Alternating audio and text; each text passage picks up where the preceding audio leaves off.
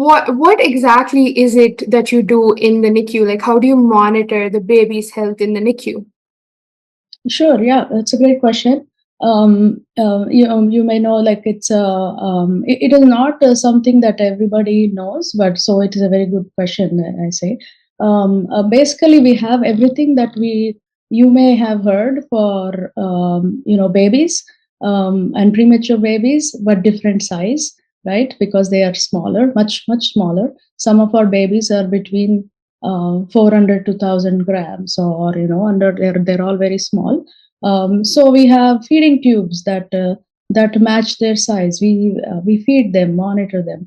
We have special monitors that are continuously monitoring their heart rates, breathing rates, and blood pressures. And we have the same kind of invasive and non-invasive monitoring, but also ventilators. We have like you may hear about minimally invasive things and less invasive things. We have the same thing for babies as small as 300 400 grams. So that is what we specialize in. So we specialize in minimally invasive, less invasive ventilation. Like, even if I compare to when I trained, then about 20 25 years ago, to now, we are still evolving. So we are trying to do things as minimally invasive as possible. We do treat breathing treatments. We put them on ventilators. We manage them. As I said, it's a full teamwork. We have a respiratory therapist always with us surrounding. We have dietitians on board that are looking at babies' growths.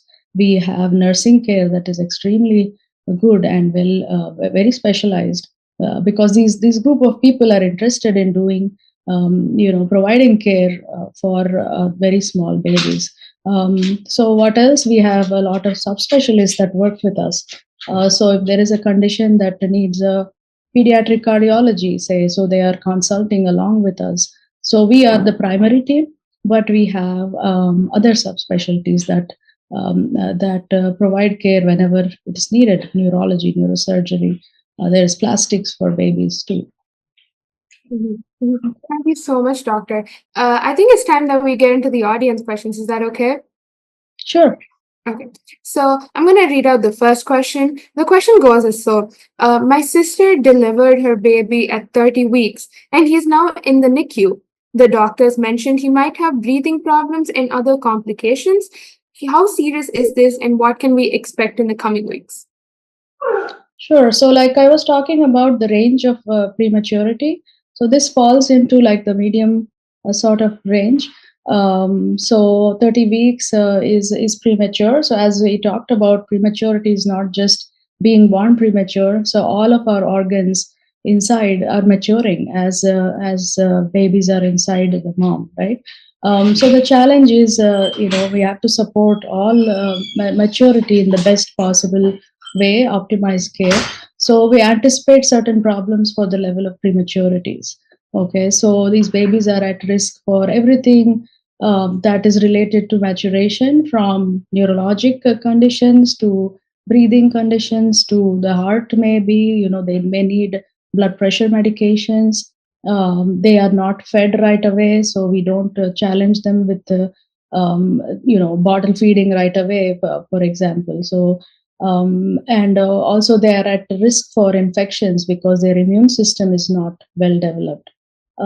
Their blood system, for example, how to respond to an infection, how to respond to a bleeding is very different compared to a term baby or a pediatric patient. So I would say, like, this baby is probably born in a specialized center, hopefully, that handles all these this care. So there is very well developed and specialized centers back in India and other countries. So these babies should be delivered in those. And it is a progression. It is not just one day. So all these problems, I tell my the moms that we consult on, that all the problems that we listed may not be present in all the babies. So we are watching constantly for, is there a brain bleed? Is there maturity in the heart that needs to be supported? Some babies are born with more immaturity in the lungs, so sometimes they may receive something called surfactant. And the brand names may be completely different, but what it does is try to keep the lungs open.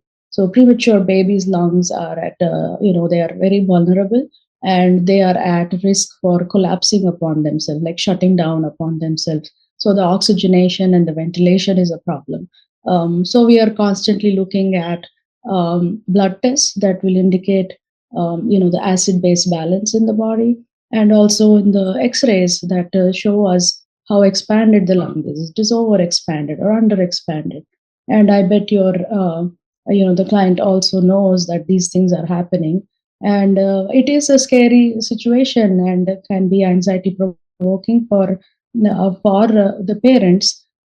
So a lot of the centers will have support through like either nursing. They have special nursing staff that will talk to them, or also like we typically have like care conferences on a frequent basis, so that these parents are supported.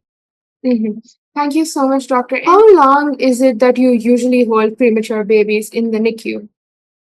Again, it depends on the level of the prematurity.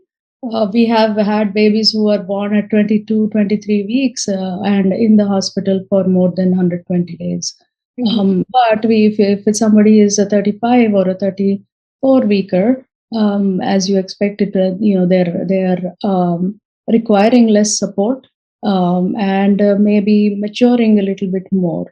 So we always talk to families about, I remind them, when were you due, like what was your due date, right? So and then we say it could be plus or minus 2 weeks based on how the baby is doing. So I always tell them the baby is running the show, it's not us. We are just there to recognize what the baby is trying to tell us. We are there to support the baby with their maturity. So we tell them what the goals are. So for example, they should be breathing like you and me. They should not require any additional support. If they do, there is a lot of training that parents will need, like oxygen can be arranged for home. But there is an anticipation, as I told you, the length of stay is variable. So during that time, we also prepare the parents for what is coming. So it's not Mhm. like, we always don't predict something right away. So we go by what milestones they reach. They should be feeding at mom's, they should be nursing at mom, or taking a bottle by themselves without any problems. Okay, so there is also sometimes the more extreme premature babies will require other support, like developmental pediatricians are following them. Sometimes they have complex conditions that they need to follow with different specialties, so that the length of stay may vary. I hope that answers your question. It does. Thank you so much, doctor. Do you find that these babies usually go on to have like long-term health problems because of being born preterm or prematurely? Yeah, not all of them, but again, it depends on the extremes of what we're dealing with and what conditions they come with. Sometimes they may be term completely term babies, but something were to happen right before baby is born, like or they have some sort of cardiac or a surgical problem. So it all depends on what condition they come from, as you may expect that a very premature baby who's born at 22, 23 weeks, we anticipate certain deficits, and they need much more close follow up. So I always tell them that I cannot foresee that yet, but it's something that's very important for families to understand what to expect, learn from what the condition is. So we always say maternal or parental education about the condition, what to anticipate, what to expect, what resources do they need, and how to provide them with the resources they need will really change the outcomes to the most favorable and as long as possible. And some conditions will have some problems later on to do with developmental milestones. Will they sit at the right time? Will they talk at the right time? But again, that's a range. And as you know, there's a range of different developmental milestones we expect. So we plug them into these follow-ups that they need. Mhm. Thank you so much, doctor.